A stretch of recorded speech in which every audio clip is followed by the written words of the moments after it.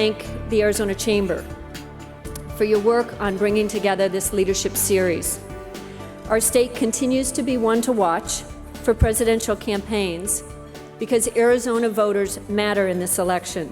Like our own governor, Carly's an extraordinary business leader who now wants to bring her tremendous skills to public service.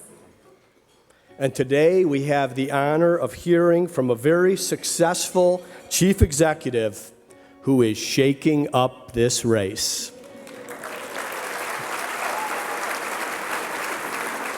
I'm excited to hear from her today, and I know you are as well.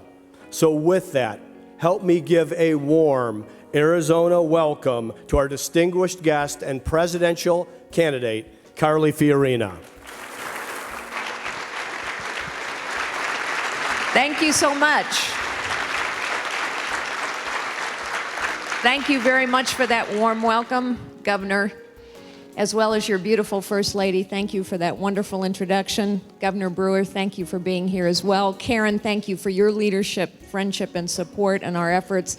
And I'm really honored by all of your attendance today and by so many elected officials. That my story is only possible in this nation.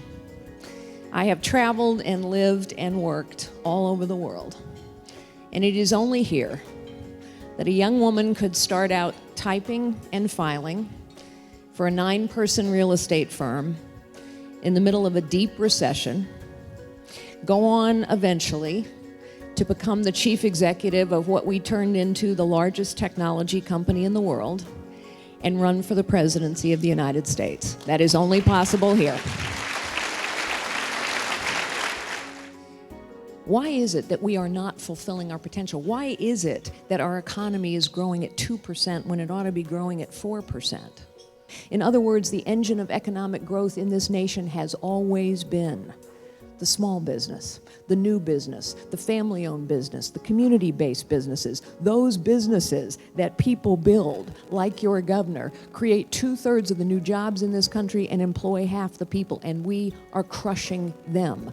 I believe we need someone in the Oval Office who actually understands how the economy works. Margaret Thatcher said to her countrymen and women at a pivotal point in that nation's history, "I am not content to manage the decline of a great nation." Well, ladies and gentlemen, neither am I. I believe we have been managing the decline of this great nation for far too long. I am prepared to lead the resurgence of a great nation. Thank you so very much, ladies and gentlemen.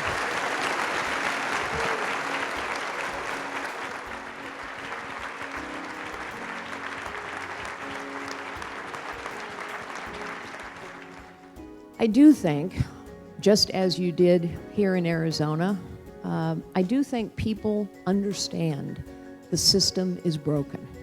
It's not just about replacing a D with an R. I'm not running because I'm a woman. I've never been a token in my life. And I don't expect people to vote for me because I'm a woman. I expect them to vote for me because I'm the most qualified candidate to do the job. Is that a single nation acting alone can make no difference at all.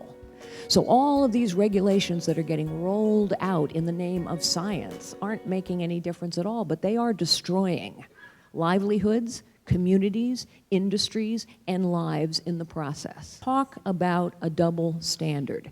The EPA clearly was responsible for that spill. They clearly engaged in a cover-up about their responsibility of that spill, and then instead of excoriating the EPA as they have private industry, they said, well, you know, they're not a for-profit organization. Wow, a bunch of excuses. They ought to be held to the same standard of accountability that they have held private industry in spill after spill after spill, period. Well, the meaning of the language is plain, isn't it? Secure border. And we don't have one. And we haven't had one for 25 years. And everybody talks and talks and talks about it, but somehow it just never gets done, which is why people are frustrated. Politicians are great at talk. Some other people are great at talk too. But the point is, in the world I come from, talk is cheap and actions speak louder than words. Carly Fiorina, ladies and gentlemen.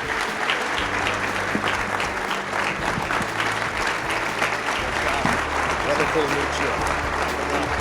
Thank you, ladies and gentlemen. God bless you. Thank you.